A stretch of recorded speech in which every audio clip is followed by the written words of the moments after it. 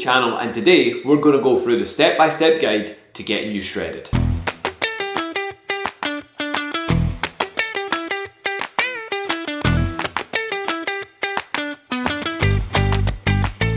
So if you're looking to get shredded, you're in the right place. But first of all, let's talk about me. Who am I to tell you how to get shredded? Well, I'm a guy who's been shredded quite a few times myself. I'll put some photos up on the screen and show you guys just an example of a couple of times that I have been in tip-top shape myself. And right now, I am just under 3 weeks out from a photo shoot prep. So I'm in the trenches, you could say. I'm doing the work. I mean, yeah, I think this is the perfect time to make this video because I can remember exactly what it's like. I'm going through the process as we speak, and I think, it's always a good sign for a coach or someone who's talking about this stuff to be going through the process themselves, because like ultimately it's one thing telling people what to do, but it's another thing experiencing it. It's different in theory than it is in reality sometimes. Now, getting shredded, like the process is going to be pretty straightforward. Like you guys are going to be able to follow along with this quite easily, right? So it might be a straightforward process on paper, but it's applying it that's hard. It's applying it consistently. It's all the stuff that comes up along the way that's difficult. So we're going to talk about that today. And as I say, you'll be able to use this video as a step-by-step guide. If you just follow along with what I'm talking about, you'll be able to apply it to yourself and get yourself shredded. Before we start, I want to have a quick plug for my 8-week fat loss program Elevate, which is starting on the 6th of April. So I've left a link in the bio. If you are interested in finding out more about this, click on there. I'm not going to talk about it too much in this. I'm not turning this into a sales pitch for Elevate by any means. The link's there. Go check it out. If you're watching this beyond April 2026, well, the link will still be valid. It'll still have everything on it, and you'll be able to sign up to the priority list for the next Elevate. So if you do sign up to that priority list, you'll get an email with spaces go on sale, and you'll be able to get one for just £99. So this program is an absolute bargain, and it gets great results, as you can see. Now, the first thing I'm going to talk about is mindset, because I think this is like so overlooked when it comes to getting shredded. Like if you don't have the right mindset, then you're likely not going to be able to get there. That's the thing. It takes a strong mindset. It takes a lot of like willpower essentially to get yourself shredded. And we've all got it. We've all got that within us. It's just unlocking it that's the thing. And the thing is, if you've never been shredded and you've always been out of shape, it's going to be really hard to see yourself like that. It's going to be really hard to believe that it's possible for you. So like, it's only natural to think, oh right, there must be some sort of like missing trick to this or something that I'm not getting. But like in reality, you probably already know roughly what I'm going to say in this video.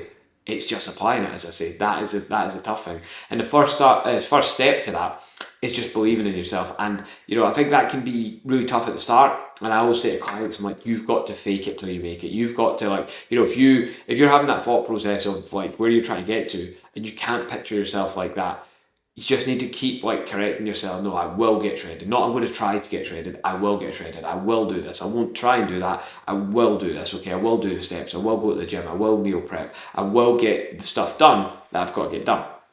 And you've kind of got to start building this picture in your head. And as I say, it's tough at the start, but start building this picture in your head of the person you want to become, right? The version of you want to become. And I know this sounds a bit airy-fairy. I'm not too into this stuff myself, but at the same time it is powerful. It really is, because if you start thinking about that person that you want to become and that version of you that you want to become, you want to start thinking about, well, what do they do every day? What do they eat every day? How often do they train? How many steps do they do every day? How organized are they? How much cardio are they doing?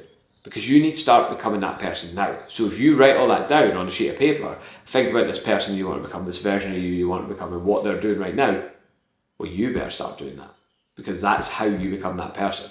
So the first step to get yourself shredded is establishing a timeline and figuring out how much roughly that you need to lose. So using an example of someone's 100 kilos, right? Let's just say someone is 100 kilos body weight and they're around 30% body fat. Now, how do you figure out your body fat percentage? Well, you can use things like scales that'll give you a body fat percentage. You can use like naval body fat percentage calculations with measurements, or you can literally just like type in online, men's body fat percentage chart, for example, and it'll show you pictures of people who are 10%, 15%, 20%, yada yada. And then, you can basically look at that chart and be like, well, where am I closest to on that? Or you can use a combination of both. You could go step on a set of scales that might give you one answer, and then look at the pictures and see, well, if they both roughly say about 30%, for example, that's probably about right. But the reality of it is there's no real accurate way of figuring out how much body fat you're holding. We just need something rough, because all we're trying to do is set out a rough kind of like couple of figures from where we're starting from and where we want to get to. So to keep it simple, if we had a guy who's 100 kilos and he's got 30% body fat, then he's got a lean body mass of 70 kilos, right? Now we're not going to get down to 70 kilos because you're going to have some body fat, obviously. And to get shredded, you want to be around 10% body fat, right? If not less, okay? So like 15%, you'll have like, abs showing. It'll be like, you'll be lean, but you won't be shredded, closer to that 10% down to 8%. That's going to be more like a shredded physique at that point. So using our 100 kilo guy as an example, well, let's just say you want to get to 10% body fat because that makes the mass really easy and so I can actually do it, right? So if he's 70 kilos lean body mass and he wants to get to 10% body fat, that's going to be roughly around 77 kilos. So if he starts at 100 kilos and he wants to get to 77, that's 23 kilos he needs to lose. So then we can start to set a timeline because we can figure out, okay, well, right, what do we expect to lose? Well, the average that most people will lose is around 1%, or not the average, obviously you can adjust your deficit to suit, but 1% of body weight per week tends to be a pretty nice spot because in terms of muscle retention and holding on to muscle as we diet down, it tends to be quite a good spot, right? You don't want to diet yourself too hard and end up losing all that hard end muscle. You want to take it nice and slow, or not slow, but you want to take it at a good kind of pace where we're holding on to muscle, okay, not too harsh. Now, if we're losing 1% per week, well, that's going to be a kilo per week at the start when he's 100 kilos. Obviously, that 1% decreases. But let's just say it was a kilo per week, 23 weeks. That's what it's going to take him to lose that 23 kilos, okay? So that's just a really simplistic overview of it. Obviously, as you get leaner, things change and it becomes less about how much you weigh and more about how you actually look. So, again, this is just giving a rough guideline, but you can start to map it out. You can start to set a target and say, right, okay, well, if I think I can lose a kilo per week, I'm going to aim for 23 weeks. This is what my target is, okay? Now, caveat to that, I would always leave a little bit of wiggle room because, it's better to give yourself too much time and be ready early than not giving yourself enough time and then end up chasing your tail. So always take that little bit extra time, give 1 or 2 weeks more wiggle room at least. For that guy, if it's 23 kilos in 23 weeks, personally I do think that's a little bit ambitious for most people, so I would probably round it up to maybe 26, 27, just so that's actually an extra 3 or 4 weeks just to give that extra time just in case, okay? And if we're ready early, that's not a problem. But there's things we can do to actually improve the look at that stage if we're ready early. So it's a win-win really. So always give yourself more time than what you expect to need. And to give you guys a real life example of this, we'll talk about my client Alistair. So Alistair actually started off doing Elevate, the program I was talking about earlier, and then he went from being just under or just over 68 kilos, I think, to doing a photo shoot at just under 61 kilos. Okay, so he'd done that in just 12 weeks, losing an average of 0.6 kilos per week. So, that's roughly 1% of body weight per week. So for him, it kind of did work out exactly as you would kind of plan it to be. It doesn't always go that way, but for him, it did work out that way. And it's all about just figuring out where you're at, where you want to get to, and setting a timeline based on that. But again, with Alistair, it wasn't always just just a steady 0.6 kilos per week on average. Well, I say on average, it was on average across the 12 weeks, if that makes sense. So some weeks he might have lost nothing, some weeks you might have lost a kilo, it just depends, but over the course it averaged out at that. If you're someone who's been really lean before, then you're probably going to have a rough idea of where you need to get to anyway. So let's just, again, using Alistair as an example, after he goes through his gaining phase, we'll know roughly that the last time, okay, it was just under 61 kilos, we expect to have gained, a couple of kilos of muscle mass by the next time, so we know roughly we might be looking at 63 kilos, 64 kilos. Again, there are going to be outliers there. There are going to be people who gain a lot more muscle than that, or people who gain less muscle than that, or less, weight as such, because again, weight is not the only thing we're looking at here. As I said earlier, it's when you get leaner, it's more about the look. And, when I was doing a lot of bodybuilding, natural bodybuilding, I met people who are like, oh, I've gained 5 kilos on my stage weight since last year. And I'm like, nah, that's, 5 kilos of stage weight since last year. You're either not in as good condition, so you're not as light, or maybe you've done something different with your carb load, your water load, and maybe you're just a bit fuller. There's all these sort of things to consider. So, weight is not the only way of looking at this. It's just a nice kind of guideline to kind of work towards. Ultimately, when it comes to getting shredded, it's all about the look. And okay, so let's move on to the nutrition. So we've got our timeline, we know what we're working towards, or you should do by now, even roughly, and then we have to look at the nutrition and figuring out how we're going to make it all work, right, to hit these targets. So if you're new to this and you've got no kind of structure to your food whatsoever, you don't know anything about proteins or whatever, calories, all that sort of thing, you've never thought about it at all, then you're starting from scratch, okay? And what you need to do if you're starting from scratch is you need to figure out how many calories you're roughly eating per day, right? So what you need to do is you need to track for like a week straight, 7 days, just track everything that you eat. Download an app like MyFitnessPal or MacroFactor or NutriCheck or something like that. They're all pretty straightforward to use, to be honest. And then, figure out exactly what it is you're consuming. So with this, we do need a degree of accuracy. Again, if you're new to it, you're probably not going to be as good at being accurate with it as what you could be. But ideally, you're weighing your foods out, you're checking the quantities, if you're having, let's just say a potato and some chicken, like you're weighing the potato raw and right, I've had 300 grams of potato with, 100 grams of chicken. Okay, and again, weighing things raw, ideally, I always recommend to weigh raw and then obviously track raw. Okay, don't eat raw, but like weigh raw and track raw, because that's the most accurate way of doing it. When you cook foods, they change in terms of the volumes and in terms of the weights. Okay, so like that's something we've got to consider there. A lot of people make that mistake, like cooked weights when it comes to pasta or when it comes to rice and all that sort of stuff. They might track 100 grams of cooked weight pasta as 100 grams of raw weight pasta. So even I'm getting confused. They might track 100 grams of raw weight pasta as like 172 calories, which would be more likely to be 100 grams of cooked weight pasta, if that makes sense.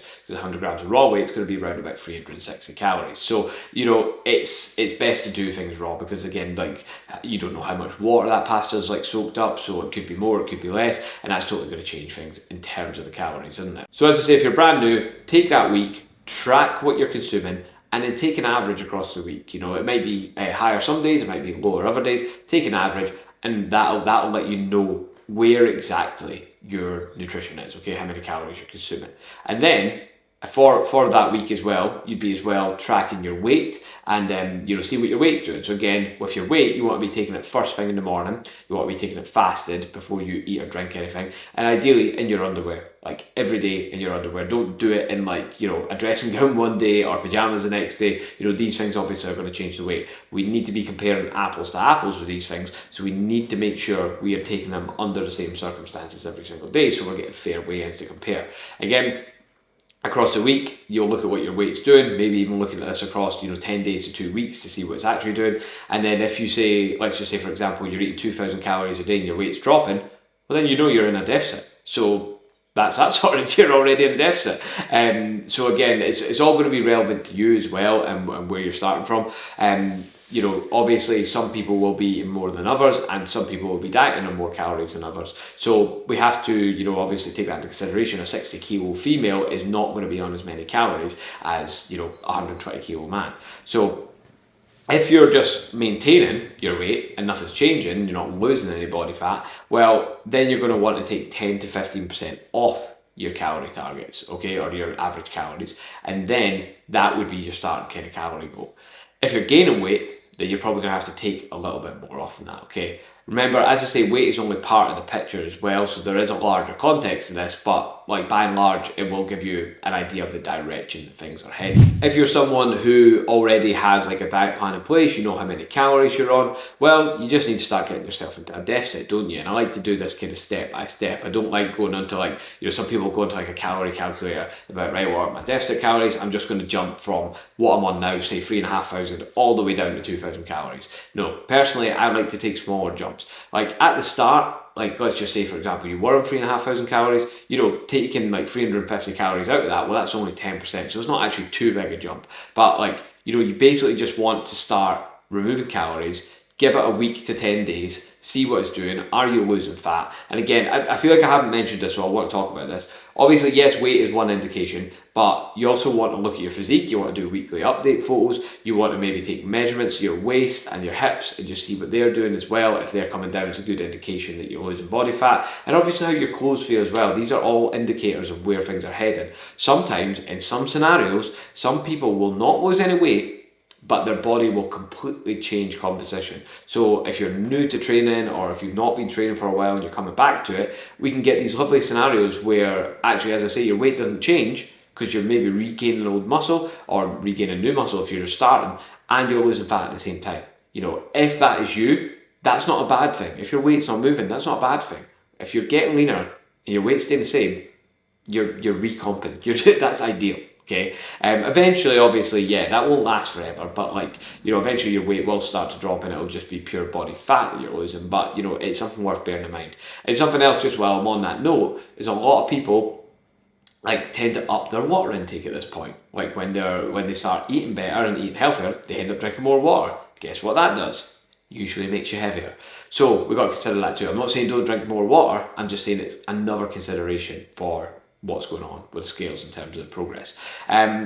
Protein wise, for either someone who's brand new to this and they've been doing the tracking method that I talked about before, or for someone who is a bit of a pro and they've had a structure before, just double check your protein is good. Okay, so roughly we want to be taking in 1.25 grams of protein per pound of body weight. Okay, so if you weighed 100 pounds, let's say, you'd be having 125 grams of protein. If you weighed 200, you'd be having 250 grams of protein. And ideally, we're wanting to space that evenly throughout the day. Okay, so if we could eat, kind of every 2 to 3 hours ideally, that would work best. We're getting a protein hit then, because what that does is it spikes what's called muscle protein synthesis, the muscle building process, and it helps you A, build muscle, and B, hold on to muscle as well. Okay, now that's not going to be attainable for everyone, but that's just in an ideal scenario. Okay, we're eating protein fairly frequently in an ideal scenario. Just a quick mention to fibre as well. So you should be getting in around about 10 grams of fibre per 1,000 calories. So again, if you're on 2,000 calories a day, you should be having about 20 grams of fibre. Having more than that isn't an issue, but having less than that, you might get some gut issues. And again, if you're someone who's just upped their protein dramatically after what I just said there, that might cause gut issues too. So it's something to be considered. You might want to bring it up a bit more gradually than that. When you're using apps like MyFitnessPal, double check the entries that you put into there, because sometimes they won't have the fibre in it. So you might be tracking your fibre and you might be like, oh, I'm only getting 7 grams a day or whatever. But sometimes the people who so anyone can add a food to MyFitnessPal, and with the people who put the food in MyFitnessPal, sometimes they're just not that good at putting in all the details. And sometimes they put the macros in and the calories don't add up. So for those that don't know, 1 gram of carbohydrate is 4 calories, 1 gram of protein is 4 calories, and 1 gram of fat is 9 calories, okay? So if we've got a gram of each, should be 17 calories, right? That's the mass. But when someone puts an entry into MyFitnessPal, they don't necessarily need to get that mass right, okay? They manually put it in, it's not a calculation, so they could get the math wrong. So please double check your entries when you're using these apps, because they can sometimes be wrong and that can throw your diet off massively. Personally, I would probably make a meal plan, right, to suit the calories that you're on and suit the amount of protein that you're needing to hit. Why? Because it's a lot easier. You know exactly what you're going to eat every day, and you know exactly how you're going to hit your macros, okay? When people use MyFitnessPal and they just wing it doesn't tend to go so well. So if you would rather be flexible, then what you need to make sure you're doing is planning out your foods in advance. You're not just waking up and saying, oh, hopefully I'll hit my calories, macros today. No, you need to have a plan for how you're going to do it. What I'm doing at the minute is I've actually got a meal plan that I make, right? And in that meal plan, I've got, how many meals am I having a day? 1, 2, 3, 4, 5 technically. So 5 meals, right? And then I talk to my wife first and I say, right, what are we going to have for dinner? And then we decide what we're going to have for dinner, and then I work everything else around about that, okay? The reason I do this is because on my meal plan, I've got 4 meals that are decided, and the 5th one is just a calorie allowance. But if the dinner ends up going over that calorie allowance, then I have to make adjustments elsewhere. So I'm kind of using a combination of both. I've got a meal plan, I know roughly what I'm going to eat every day, but one meal changes every single day. And then I actually use MacroFactor, my preferred calorie tracking app. I use MacroFactor to make sure that all the macros work out, okay? So that's how I do it, okay? Bit of a combination of both. And what that does, it gives you the flexibility of tracking macros, but also it gives you the structure of a meal plan. So I think that's pretty cool. So you could do that, and then that way, if I decide for one day I want to change up the food sources, or I want to change up a certain meal, I just track the macros and make it work. So a combination of both can work pretty well.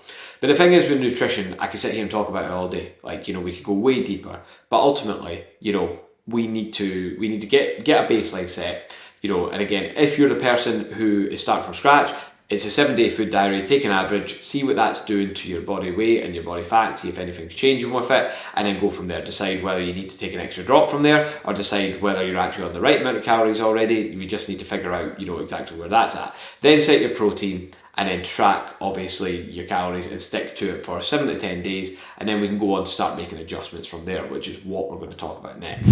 Okay, so we've got set up our nutrition, we know what we're doing.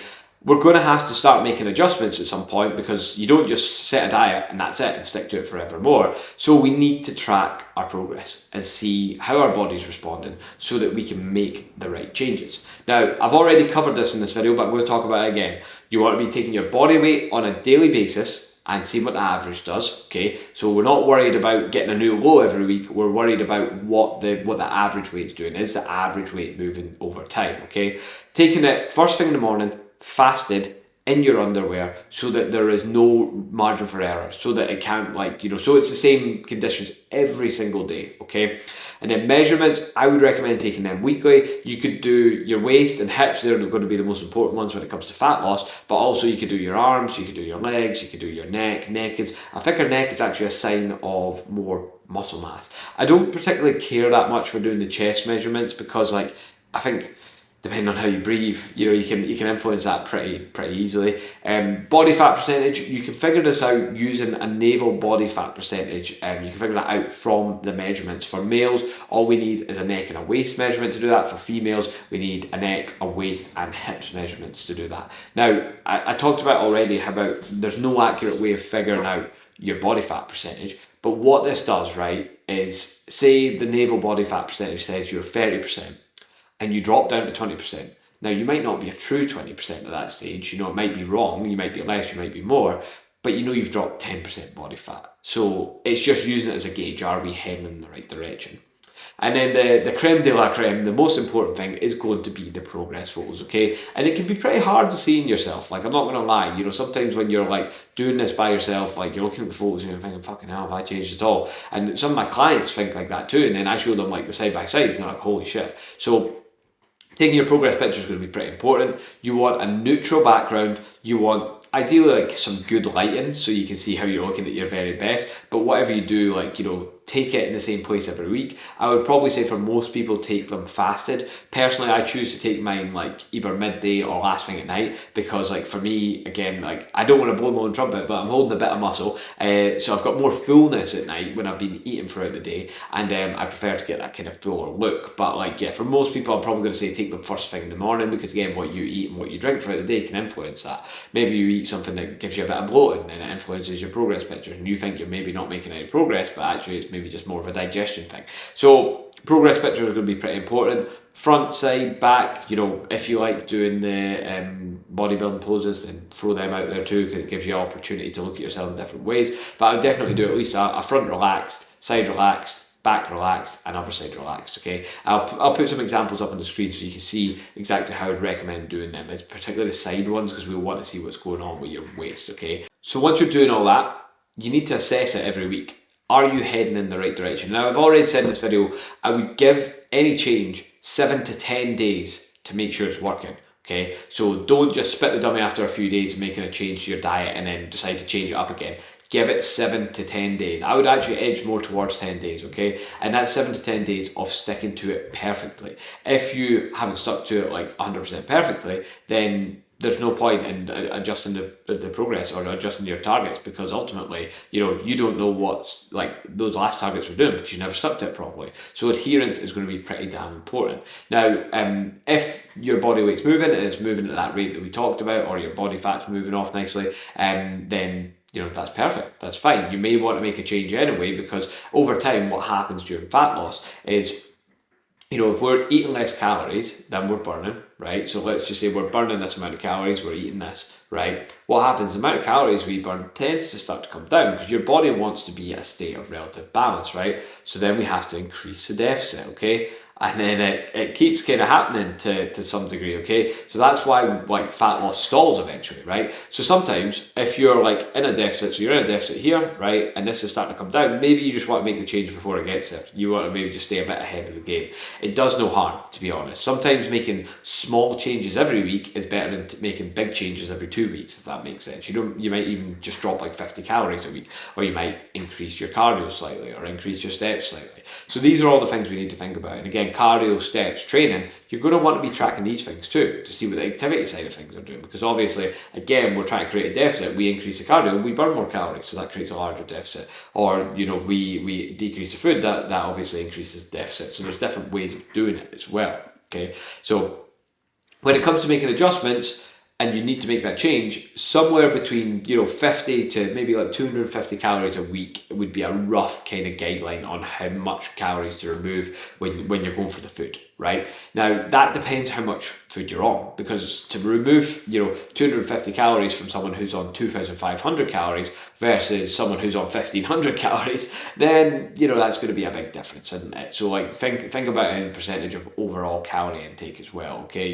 It might be something like 5 to 10% that we're thinking about, okay? Or if we're looking at steps, you could add on 1,000 to 2,000 steps per day. Obviously that adds up across the week. 1,000 would be 7,000 a week, 2,000 would be 14,000. Or you could add in 30 minutes of cardio, or you could do a combination of all three. Again, as I say, you've got to make sure you're consistent with what you're doing currently before we go making these changes. But like ultimately, if we're consistent and if we're not seeing enough progress and we need to make the changes, well, it's one of the three or a combination of all three, as I say, can work well. So to give you guys an idea, what I'm going to do is I'm just going to throw a little table up on the screen right now, just to show you like an example of what a fat loss diet might look like over like a 20-week period. Okay, so we can see here week 1, 2,467 calories. That's oddly specific. This is a table that I made for a presentation for clients a while back. So it must have been like calories I was on or something at that time. 190 grams of protein, 10,000 steps, and 0 cardio. Training 4 times per week. That's like resistance training in the gym. Okay, then by week 6, we dropped down to 2,200 calories, still 190 grams of protein. That doesn't change. Okay. 11,000 steps, so we've upped steps slightly, and then cardio is still the same, training is still the same too. By week 12, we're down to 2,000 calories. We're still on 190 grams of protein. Again, the protein rarely changes. It's not something that I would take away from a diet at any point. The steps are up again. They're at 12,000, and then the cardio is up to 60 minutes at this point. Again, training remains the same. So again, resistance training throughout this is staying pretty much the same. I'm not really adjusting that. Again, I'm not saying it's not a tool you can use, but the idea of the resistance training is not to burn calories, it's to hold on to the muscle, okay, and potentially build new muscle for some of you guys as well. So cardio's in there now, steps are up, food is getting lower, and then finally by week 19, we're down to 1,800 calories, okay? So you can just see we've been making those steady adjustments throughout the 19 weeks there. Protein stayed the same on the 1,800 calories. We've actually brought it up, right? And the reason you might do that is protein is very good at making you feel fuller for longer, okay? But a caveat to that is actually in my current diet, I've just decided to bring my protein down a little bit in favour of carbs, because what I've found is my performance in the gym is actually getting worse. So I've reduced my protein a little bit. We're only talking like 30 grams, and I've added in an extra 30 grams of carbs, okay? So the calories stay the same because they're both 4 calories per gram, but then it allows me to have a little bit extra carbs, and that might translate into some better performance in the gym. We'll see. I'm trialing it out, see what happens. But yeah, at that point, 15,000 steps, 120 minutes of cardio, we're digging pretty deep at that point, okay? And you can see how it becomes pretty progressive as we go through the process, okay? So once we've kind of got an idea, obviously, what we need to track, where we need to be, we then need to think about our daily non-negotiables, okay? So like, what are the things we need to do every single day to reach the goal? Because ultimately, reaching this goal, getting shredded, it's about doing the little things and doing them consistently, okay? And go back to that mindset thing we were talking about earlier about, like seeing yourself getting to this point of becoming the person you want to become or the version of you want to become. It's all about, okay, well, with the right plan and structure in place, I can't get there. If I do these things every day, I'll get there, okay? So that's where your daily non-negotiables come in. So for me, during that diet I was talking about there, that was, I will do, by the end anyway, I will do 12,000 steps per day. I will train 4 times per week. I will stick to my meal plan every single day, or stick to my macros every single day. I'll sleep 7 hours every night, because I know that's going to have a positive knock-on effect. It's finding those things, like what are the things you need to be doing every single day to make it happen, and then just fucking do them. Just fucking do them consistently, rinse and repeat until you get to where you want to be. Guys, it's simple. It's not that tough on paper, but as I say, mentally and physically actually doing it is tough. And I think, if you're someone who's watched this and thought, right, that kind of makes sense, but, it's a lot to put together. Well, again, I'm going to plug Elevate, because Elevate is our 8-week shred program. It's designed to actually get you fast results. It's designed to mimic like the first 8 weeks of our coaching process, where we get people, into a better shape, obviously, in the first 8 weeks, and then get you kind of kick-started and started off on the right path, okay? Everything that we've covered in this webinar, or this YouTube video, I forget it's not a webinar, it's a YouTube video, everything we've covered in this will be like done for you on Elevate, okay? So it's like basically done for you, 8 weeks fat loss with weekly feedback from your coach, making sure that you're heading in the right direction, okay? It is a group program, but it's a group program with specific one-to-one feedback every week, and it's only £99 for the first 25 people. So it's an absolute bargain, and if you are interested in getting help with that, head over to the link in the description and just make sure you sign up to the priority list. You'll get an email when spaces go on sale. Guys, if you've enjoyed that and you've watched the whole video, fair play to you, because that's quite long. Make sure you like and subscribe for more. We are planning a follow-up video to this one where we're going to talk about what to do once you've got to the stage you want to get to, once we start that reverse dieting phase. So keep your eyes peeled for that.